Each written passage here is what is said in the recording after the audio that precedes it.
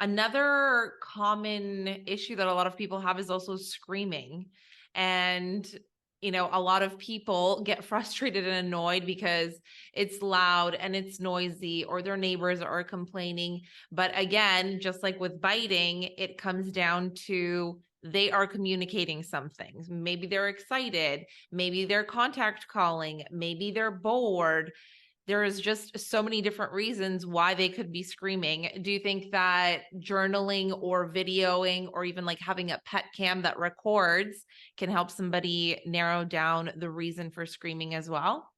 Oh, absolutely. With any regard of training, having more data is always valuable. You can never have enough of it when you're training. So if you're writing down a journal and recording and you have a camera checking what's going on, you're not only setting yourself up to have so many more data points that you can view and have a better perspective, but if you're working on things like attention screaming that are happening when you're outside of the room, then that pet cam that's set up in there can show you what's happening to them prior to that screaming starting. And you could see if maybe any electronic that you have in that room makes a weird noise that triggers them, or you can see if maybe they're experiencing genuine stress and social anxiety or separation anxiety that's triggering it. And that will give you a better view, because for some situations, the behavior doesn't occur while you're there, right? Like attention screaming doesn't Yeah. happen while you're there.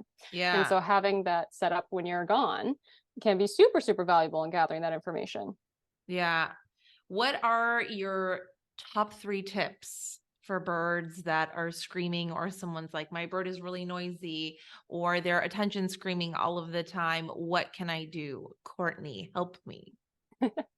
For most broad screaming, like if they're screaming because they're having fun or they're screaming because it's 12 o'clock, there isn't a ton you can do, because that's kind of just what a parrot is. Parrots scream because they're Mhm. having fun. Parrots have joy. So a part of that, you do just kind of have to accept that you bought a bird. It's them Birds are going to expressing scream, emotions. right? And you Just can't like us, expect we them. laugh, we sing. Yeah, they're going to make noise, but that doesn't mean that there aren't ways to work with it. And like if you have a bird that screams at sunrise, you can modify the environment to be able to help that. And you can put up curtains and stuff to control the daylight hours better. You can put them to bed a little bit later and things like that.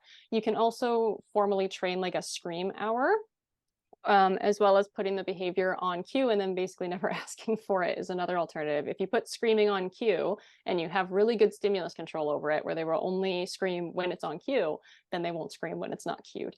And so that is an alternative that you can use, but you still have to give them the Great. outlets to be able to use it. You can't just expect them not to scream ever, because they will eventually do it on their Yeah. own again.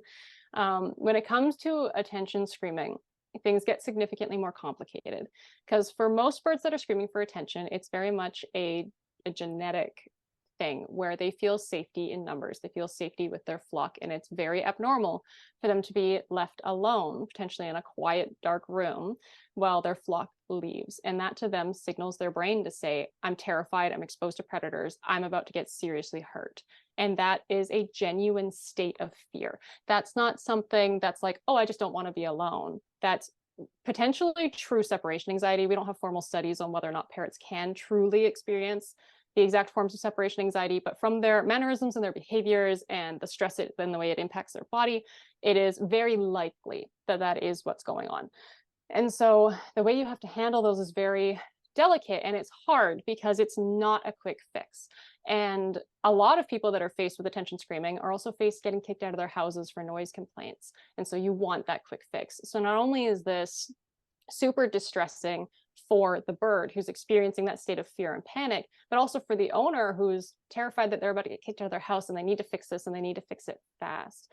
So Hmm. it's a very tricky one to work with from both sides of it. And how you address it can kind of go a few ways, and there's a few different ways to kind of approach it. And the first method that people recommend is to just let them scream it out. And this isn't without its faults. So the typical strategy they recommend is just to let the bird scream and then come in when they're quiet. This can get you some results, but we have to remember that while our bird is screaming that entire time, A, that's still getting you noise complaints, and B, the bird is distressed, right? They're absolutely panicked. They're in a pure state of fear where they are screaming because they can't find their flock and they think a predator is about to come eat them. And that stress is, again, going to be really bad for them, suppress their immune systems, expose them to illness, all of that.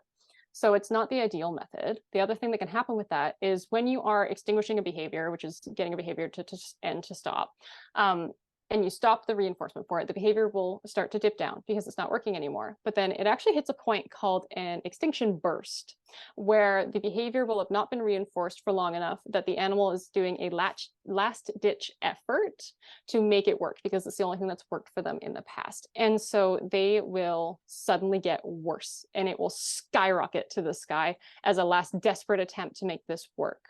Right. And then you're getting kicked out for sure. Exactly. The volume gets louder, the intensity gets more, they go on for longer durations. And this is the point where people will give up because it got worse. And then they put their bird on Craigslist. And that can happen. But if you do give up and go back into your bird at the moment when that extinction burst happens, you have just created what is virtually an impenetrable behavior. You have just taught them that right when you think you're about to give up, I'll come back in. And so they'll probably not want to give up in the future. And it makes it very difficult. And so the amount of stress that's going through training that for both the person and the bird is beyond insane. And then getting through that extinction burst is even harder. And then when you hit past that extinction burst, you again have some learned helplessness. Right? You haven't actually given them an alternative to ask for help. You have taught them to give up, and you have still that chronic state of stress. So instead, the methods that I tend to recommend is to either teach an incompatible behavior. And this is something you can do if you are someone who is able to stay home and release them out of the cage all the time. If you're someone that goes to school, this isn't going to work for you, or goes to work quite as well. But the way that this one works is that you teach them an incompatible behavior with screaming. So this is usually like ringing a bell or making a different vocalization, standing on a certain perch, just something that they can do that isn't the screaming that you're still going to give them the same result for. So you'll teach them to ring the bell, then you'll open the cage door, let them out, and then you practice until you're able to be just out of sight. So you can cue them to ring the bell, and then they learn that it gets the same result and they don't have to scream anymore. That works really well for people that like work from home, or maybe you're retired or whatnot. Then you can still give them what they want, but you're not getting that screaming. In the cases where you have to go to work and you have to leave, things get very difficult and very lengthy, because you need to actually resolve the fear and distress and the anxiety that they're experiencing when you're gone. And what's happening probably right now is you're going to put that bird in that cage. You're having to kind of trick them to get them into it. Maybe you're getting bit while you're trying to put them into it, because they already know that they're about to go into that cage. They're about to be left alone. They're about to be terrified. And that's where all of that distress prior to even ending up in the cage is coming from. I feel distressed just thinking about how they're feeling. Yeah, it's terrible. And so you kind of have to have a whole separate protocol for teaching them how to be confident when they are alone.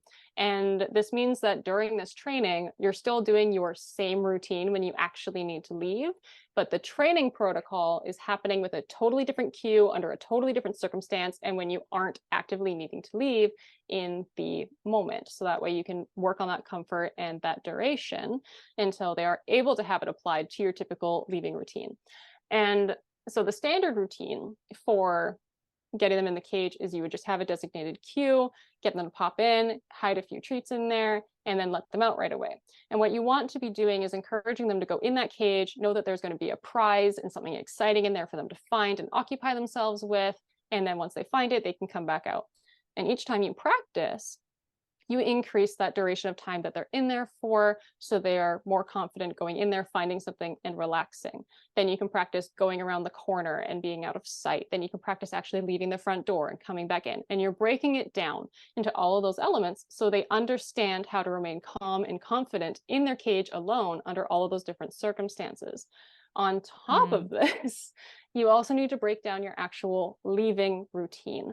So when we're dealing with anxiety, what usually happens is when you go to leave the house, you have a very specific routine. You put your shoes on, you get your keys, you fill up your backpack, you make your lunch, whatever it is.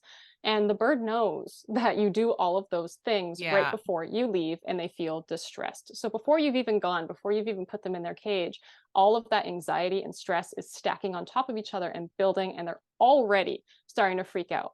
And if they're in that headspace, it's really hard for them to calm down and relax.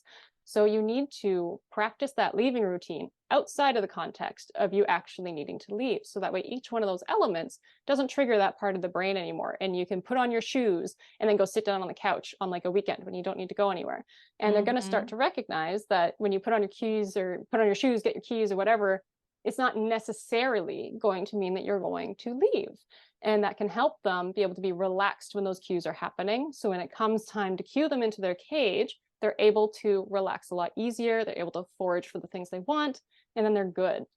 And this sounds like a lot of work, and it is. I'm not going to pretend that it's not. Anxiety cases are challenging and they last a very long time.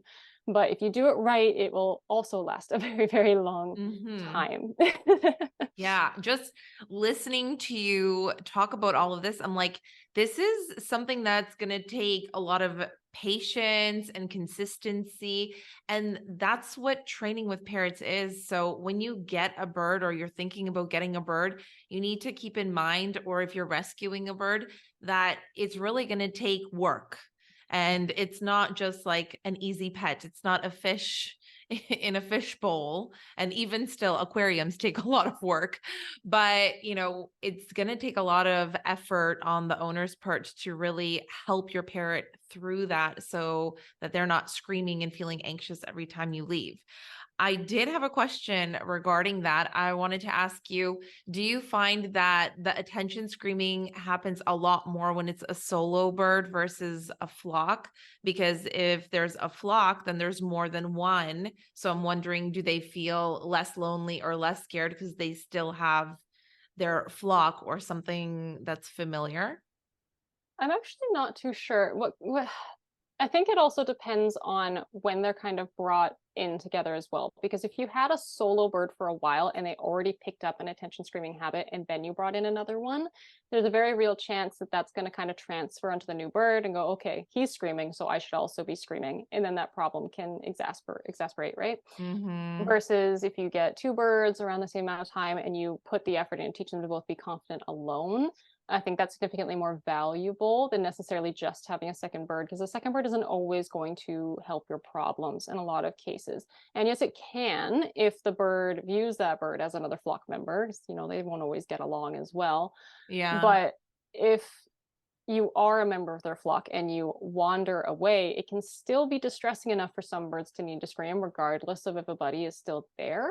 So it's not necessarily mutually exclusive to, duos versus single birds. Mm-hmm. Um, but I would say the more critical thing to focus on would be pretty much as soon as you get them, practice independent activities. And that doesn't necessarily mean lock them up for long periods of time. It can be you're working on your desk and you set them up with a foraging toy off to the side. So they don't have to be on you and attached to you. They can be doing an independent activity without you having to be involved. And those are the skills that are going to allow them to be able to transfer into being confident when you're not around. And you can practice setting them up for a foraging activity and just walking away and walking back and having them not feel the need to fly and chase after you. And those are going to be the skills that set them up to be confident when you do have to leave.